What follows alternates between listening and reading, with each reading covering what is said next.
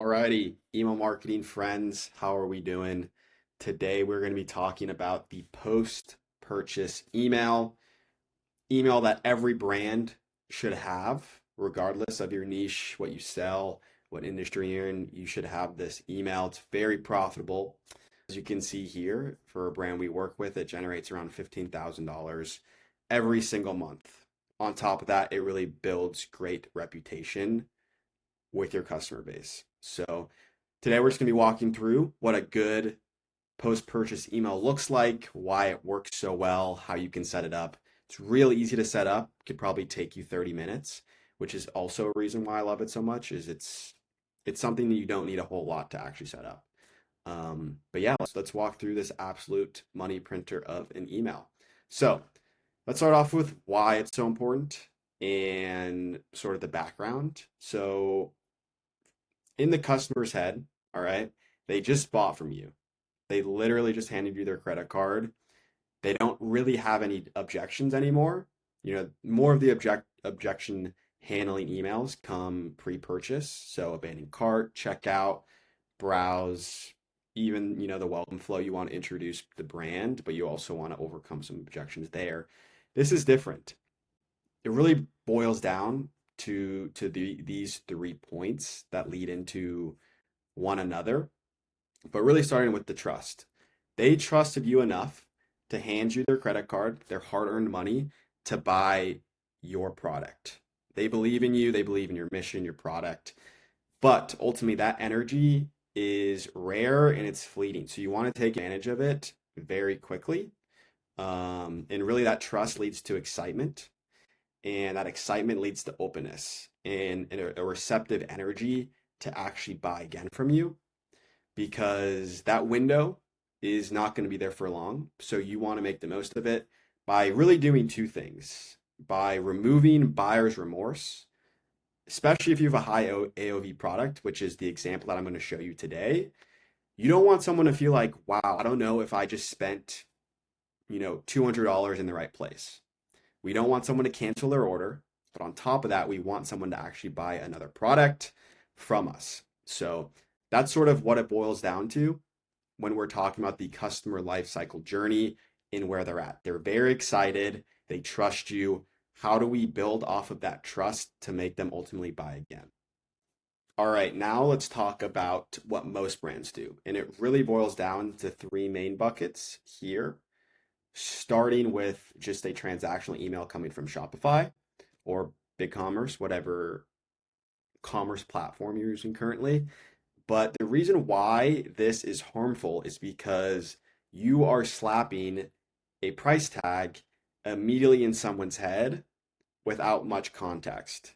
So this really leads to buyer's remorse ultimately, because if someone just buys, they're still, especially if you're a high AOV product, but it really applies to all brands. But if your customer just spent $200 on a product and then they immediately just see a big price tag of that order, they're not going to feel super good about it, especially if you don't send them a context email, a post-purchase email talking about why their decision was so good.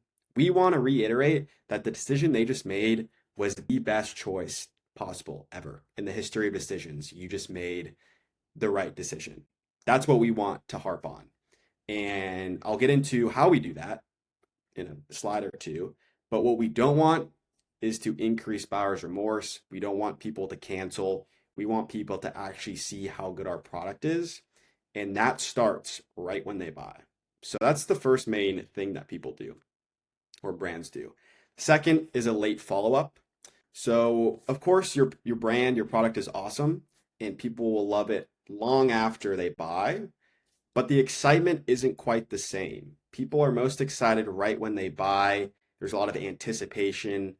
How great is this product going to be? How is it going to fit into my life? They're very excited.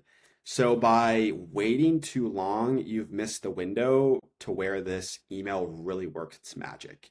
So sure, you could have this email that follows up a few weeks later. It's just not going to hit quite the same because that excitement isn't in the right time frame, the right window to where someone is actually inclined to buy again. We do want other sequences that follow up, but they work in different fashions. So say you have an immediate email that I'll walk through next slide or next or two slides. You want that, but sure, you do want other follow-ups that maybe harp on how to get the most out of a product, how to take care of your product, but that isn't really cross-selling. That's more just building up your product to make sure that people use it correctly, which is very good. It just doesn't work in the same manner of the email that I'm discussing today. And the third main thing that brands will do is just send nothing at all. So you're foregoing any opportunity to give a customer a better experience, enjoy your product more, build up your brand, and ultimately buy from you. So that's the third main thing. And really, these are the three main ones that I'll see when auditing, 7 to 9 figure brands. Alrighty, now let's work our way to the good stuff, which is the actual email itself and the framework that you can use, that you can plug and play. And this is the same framework that we use that generates $15,000 a month for this brand. So, subject, your order is on its way, or is on the way rather. Let's create excitement. Let's frame someone's head. It's literally being shipped to you to excite them. You can play around with this depending on your brand, but typically I see this subject line work really well because in someone's head they are already envisioning themselves using your product, wearing your product, whatever it may be. So I like this subject line a lot. Hi, first name, and then we want to go immediately to building your brand up. This is especially important if you have a great mission that really separates you from your competitors. If you have a very unique USP, even if you don't, maybe this is a good time to start thinking of one, because we want to differentiate ourselves from all the competitors that other people could buy from. And this is ultimately why they bought from you, because your product is so much better than XYZ. All right.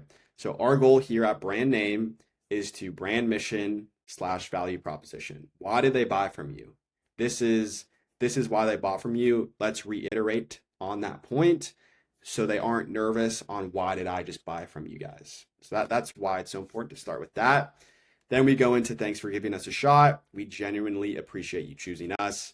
We're excited to hear what you think once your product phrase.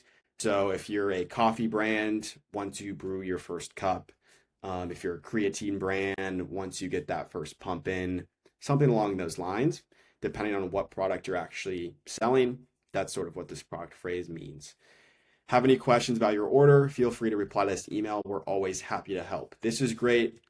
More engagement with your customers.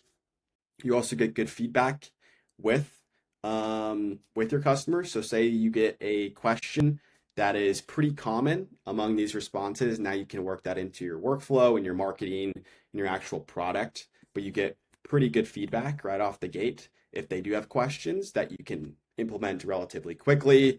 Also looks good in the eyes of the inbox providers that people are responding to your email. So it helps with deliverability. And then here we go with the actual cross-sell and upsell. Not done. Keep exploring our main collection. Thanks again for your support. Founder name. As you can see, this is a plain text email from the founder. Very personal.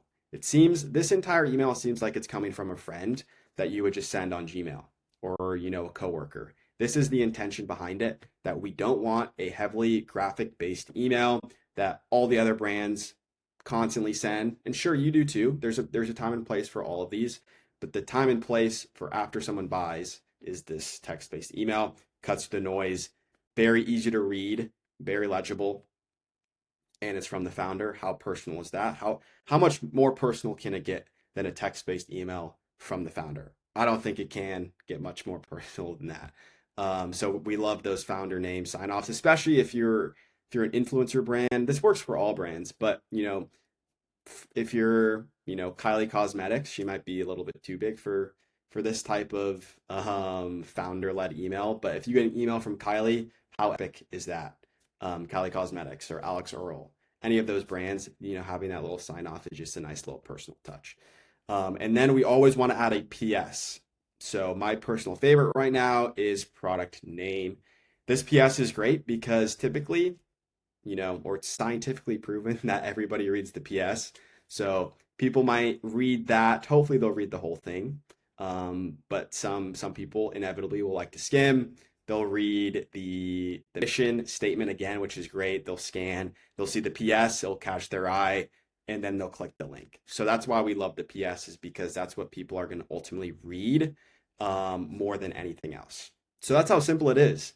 And it really, really is that easy to set up, and why I like it so much and why every brand should have it, because you can spend 30 minutes, you know your brand so well already, and you can get it live within a day. That's why I love this so much.